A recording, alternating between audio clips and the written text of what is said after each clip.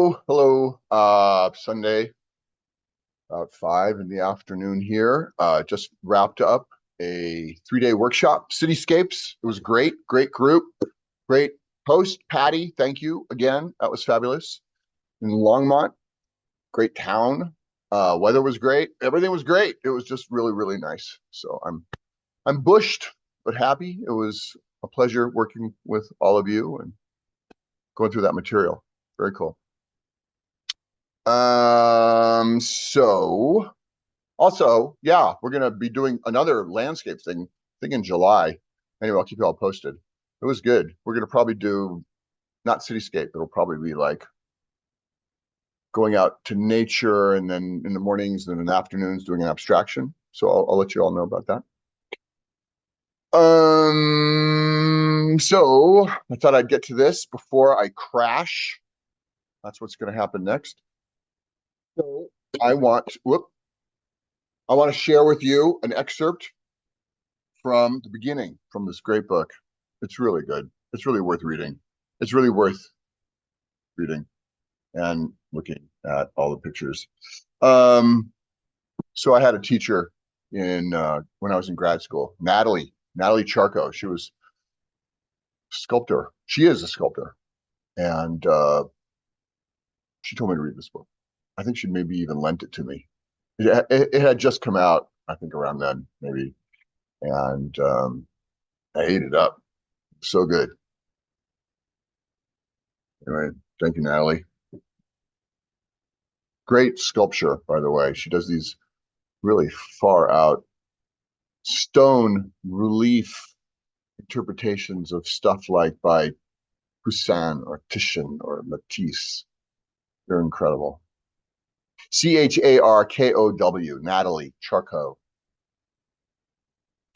Okay, so Frank Auerbach, he's 93, I think. I just looked it up recently. He's British, lives in London.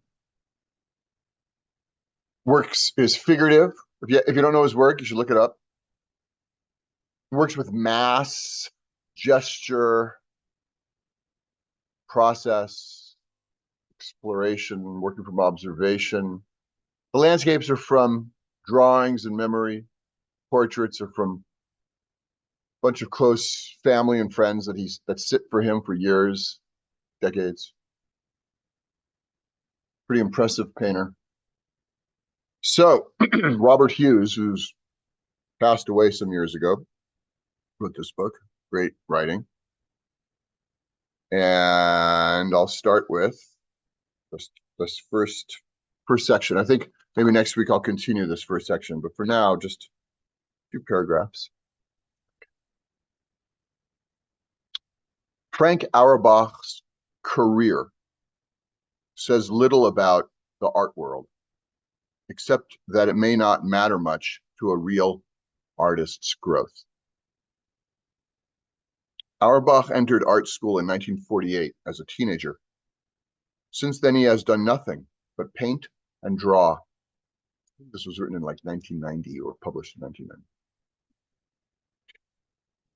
Since then, he has done nothing but paint and draw, either from the posed model or from quick landscape scribbles done outside.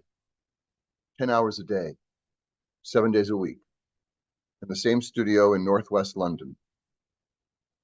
He has hardly any social life beyond his contacts with a small circle of other artists in London. Leon Kossoff, Francis Bacon, Lucian Freud, R.B. Kitaj. He does not teach. He has traveled very little. To be on any kind of international circuit is, and always has been, quite alien to Auerbach. The museums he has not been to would include the Prado, the Hermitage, the Uffizi, and all American ones except, during 2 brief visits to New York in 1969 and 1982, the Metropolitan, the Frick, and the Museum of Modern Art.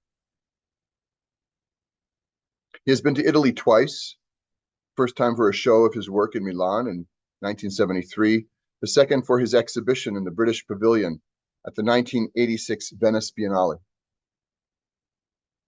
The first visit took a week, and the second 4 days, including a trip to Padua to see for the first time Giotto's frescoes in the Arena Chapel. On the other hand, Auerbach's attachment to the National Gallery in London is deep and almost fanatical. Throughout the 1950s, 60s, and 70s, he and his friend Kossoff kept up what struck other artists and students as the quaint habit of going to Trafalgar Square at least once a week to make drawings from certain paintings there.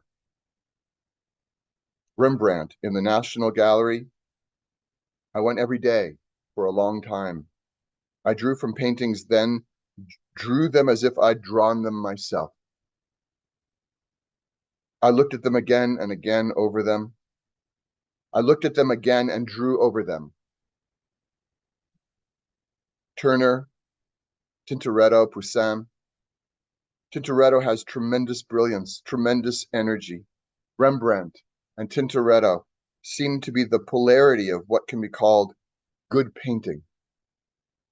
The gaiety of Tintoretto, the conscientiousness of Rembrandt, his doggedness.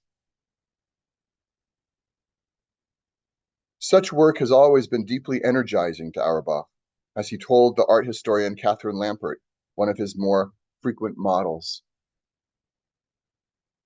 My most complimentary and my most typical reaction to a good painting is to want to rush home and do some more work. Towards the end of a painting, I actually go and draw from pictures more to remind myself of what quality is and what's actually demanded of paintings. Without these touchstones, we'd be floundering.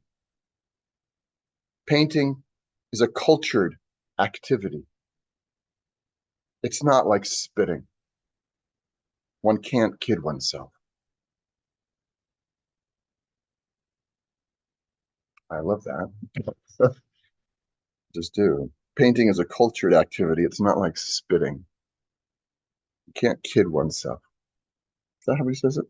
Can't. Yeah. One can't kid oneself.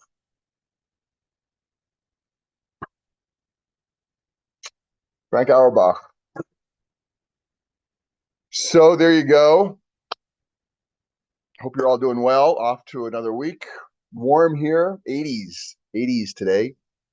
Did a demo. I did a demo in the workshop. It was the third day, and I thought, well, maybe I should do a little painting. So I did. I'll put that in this in the email in a minute. And I'll put that in. I'll do a link to that, and I'll finish that next week. Another section. Yeah, I think I'm gonna go home, make some dinner. Long day, long few days. We're good. Okay. Be well, everybody. Keep painting, keep drawing, keep painting. Take care. Be well. Bye.